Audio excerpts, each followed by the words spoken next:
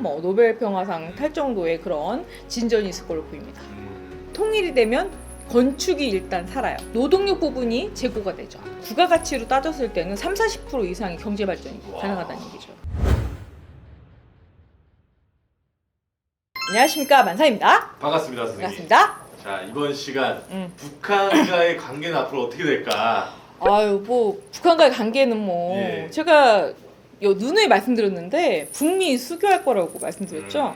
북미 수교도 하고 대통령 바뀌는 바람에 지금 대북 방송하는 거 지금 자제하고 있죠. 중단하고, 네, 그래서 아마 좀 관계가 좋아질 것 같은데요. 사실 저희가 1년 전에 북한 통일 관련 네. 영상을 찍었습니다. 말도 안 된다고 하셨는데 그게 코앞에 있어요, 지금. 지금 대통령이 갑자기 바뀌게 되면서 네. 북한과 좀 친밀한 관계로서 사실 바뀌게 네, 됐고, 지금 그렇게 됐고요. 그리고 네. 이제 G7 참여하면서 이제 그런 부분에 대해서 민주주의에 대한 지금 연설을 해달라는 요청도 받았죠. 그래서 제가 볼 때는 뭐 김대중 때처럼 뭐 노벨 평화상 탈 정도의 그런 진전이 있을 걸로 보입니다.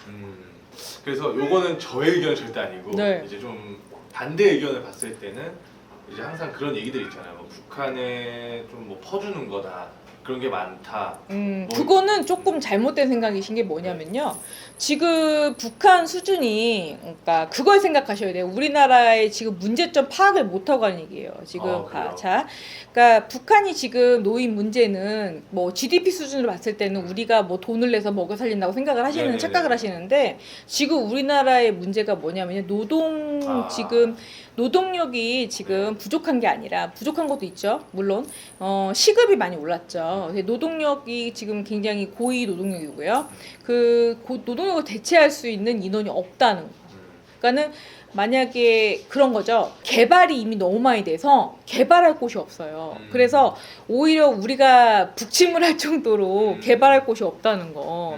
그러니까 우리가 자원이 모질라요, 지금 현재. 그리고 우리가 더 이상 개발할 곳이 없다는 거. 그래서 재건축하잖아요. 맞습니다. 그러니까 어떻게 보면 기회인 거죠, 지금. 건축도 지금 제로 상태고요. 더 이상 개발할 곳이 재개발해야 되는 상태죠. 그죠? 근데 만약에 통일이 되면 건축이 일단 살아요. 맞습니다. 그죠? 그리고 노동력 부분이 재고가 되죠. 왜냐하면은 값싼 노동력을 쓸 수가 있죠. 그러면은 그 부분이 상쇄되는 부분이죠. 그 부분을 생각을 안 하시고 하는 얘기거든요. 그러니까는 우리가 지금 노동력 수입을 하죠. 네. 근데 지금 동남아도 지금 굉장히 발전되고 있죠. 네, 맞습니다. 그래서 임금이 올라가고 있기 때문에 우리가 그걸 할 수가 없어요, 이제는. 따라갈 수가 없고요. 거의 지금 임금이 올라서 우리나라 임금이나 거기 임금이랑 비슷하거든요. 그래서 조선족들이 지금 다 외국으로 나가버린 상태예요. 근데 북한 노동자를 쓰게 되면 이게 거의 또이또이가 된다는 거거든요. 그래서 이게 1-2년 사이에 만약에 두 국가가 만약에 경제 남북 공동체를 묶었을 경우에 부가가치로 따졌을 때는 30-40% 이상의 경제 발전이 가능하다는 얘기죠. 한 번에 어떤 컨텐츠 그렇죠. 지금은 3% 정도밖에 안 되죠. 경제 발전율이. 그렇지만 둘이 만약에 남북 공동체를 묶었을 때는 30% 이상의 경제 발전 효과가 있다는 얘기죠. 그걸 계산하지 않으시고 지금 퍼서 돌린다는 얘기를 하시는데 그렇게 따지면은 예산 갖다가 지금 팠던 땅 또 파고 멀쩡한 거 다시 바꾸고 뭐 이렇게 하는 것보다 차라리 그죠? 미지의 땅 개척해가지고 경제 발전하는 게 더 유리하지 않을까요? 맞습니다. 말씀 이제 저희는 일할 인력 어떤 자원이 좀 부족한 상황이니까 네. 그런 것들을 채워 넣을 수 있다면 네, 충분히 채워넣을 수 있고요. 그리고 이제 의료라든가 이런 부분에 대해서 조금 더 발전할 수 있는 계기가 될 수도 있어요. 그래서 사실 이제 윤석열 정권에서는 굉장히 좀 대립적인 상황이 많았잖아요. 근데 지금은 오히려 좀 더 친화적인 부분이 많아서. 근데 그것도 조금 제가 어불성설 생각하는 게 네. 솔직히 1대1로 싸움이 났을 때 군사력 부분에서 우리가 밀리질 않아요. 맞습니다. 그래서 1대1로 싸웠을 때도 군사력 부분에서도 솔직히 완전 구식무기거든요. 근데 전쟁을 논한다는 것 자체가 그지 나라랑 우리나라 붙는다는 거잖아요. 그거는 조금 약간 말이 안 되는 얘기고 네. 제가 볼 때 그렇거든요. 근데 딱 그 핵 때문에 그러지 않을까요? 핵을 근데 정확하게 핵만 가지고 논하기에는 조금 제가 좀 무리가 있다고 봐요. 네. 우리랑 좀 미군이 있는 상태에서 핵을 날릴 수 있을까요? 쉽지 않죠. 그러니까 국제적 관계가 얽혀진 상태에서 핵을 발사할 수가 없다는 거죠. 미군이 철수한 상태에서는 그럴 수 있겠죠. 그렇지만 미군이 있는 상태에서 핵을 날릴 수가 있을까요, 과연? 그건 아니거든요. 그래서 사실 좀 생각해 보면 이제 재작년쯤에 이제 뭐 동해안 포격 도발이라든지 그러니까 옆으로는 쐈는데 그죠? 그 불발돼가지고 일본 날아간 적은 있는데 우리나라를 맞은 적은 없어요. 그거는 좀 내가 볼 때 좀 약간 오버하는 게 아닌가 싶네요. 좋습니다. 그래서 지금 상황에서는 조금 더 친화적인 부분들이 많은 거니까 네. 앞으로 정말 좀 얼만큼 더 발전할지도 사실 너무 궁금하고 네. 선생님께서 말씀해주시는 그 남북 공동체가 네. 언제쯤 실현될지 사실 정말 궁금하긴 저는 제가 볼 때는 얼마 안 남았다 생각해요. 제가 볼 때 지금 추진하는 걸로 봐서는 뭐 북미 수교 이루고 나서 바로 될 것 같다는 생각이 드네요. 뭐 교류는 바로 이루어질 걸로 봐요. 개성공단이든 뭐든 원래는 진작 이루어졌을 것 같은 느낌이 들지만 지금 인건비 상승이 굉장히 높은 상태에서 지금 만약에 북미 공동체가 이루어지고 남북 공동체가 만약에 선언된다면 이거는 뭐 경제 발전 효과가 굉장히 크죠. 지금 노조 문제가 굉장히 크잖아요. 그런 부분이 해결될 수 있는 부분이 되는 거죠, 어떻게 보면.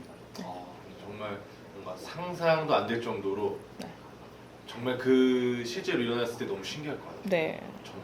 제가 볼 때는 뭐 코앞이에요, 바로 코앞이라고 생각하고요. 그러니까 국가적 실익을 생각할 때요. 지금은 뭐 이렇게 흑백 논리나 무슨 빨갱이 이거 지금 논할 때가 아니고요. 그러니까 국가적 차원에서 그러니까 우리나라 경제 발전 생각하셔야 돼 지금. 그러니까 경제 발전을 논하지 않고 다른 쪽으로 새는 것 자체가 지금은 내가 볼 때 반익이라고 생각합니다. 정말 그 순수하게 이제 국가의 이익을 지금 발전을 못 하고 있잖아요. 경제 발전을 못 하고 있는 상태거든요. 그러니까 경제 발전을 무역으로 하지 못하고 있다면 자국에서 내수 발전을 해야 되는데 내수 발전을 못 하는 이유가 자국 생산을 못 하고 있는 상태고요. 인건비가 너무 높아서 내수 경기가 죽어 있는 상태예요. 맞습니다. 그러면은 그 노동력을 어디서 갖고 올 거냐, 각출을 어디서 해올 거냐, 그런 문제가 발생을 하고요. 그리고 간병인 문제도 발생을 하죠. 간병비가 비싸죠. 그 부분은 인력을 어디서 보충할 거냐, 이런 문제도 발생할 수 있죠. 좋습니다. 네. 정말 이 남북 공동체제가 확립이 되면 정말 많은 것들이 좀 변화하고 경제 효과가 굉장히 네. 파급력이 클 겁니다. 그 안에 많은 기회들도 정말 많이 네, 생길 것 같아요. 네. 그리고 에너지 분야가 우리한테 좀 유리할 수 있죠. 네. 좋습니다. 네. 오늘 또 남북 관계에 대해 사실 관심 있는 분들도 많이 계셔가지고 네, 네. 국방비를 일단 줄일 수도 있죠. 국방비가 일단 그것만 해도 줄어들죠. 네, 사실은 국방비가 줄어드는 것도 있고요. 제가 말씀드렸죠. 전쟁 위기만 없어도 증시가 올라갈 것이고요. 네, 낭비되는 자원이 굉장히 없어진 국방비가 일단 줄어들게 되면 낭비되는 자원 자체가 없는 거죠.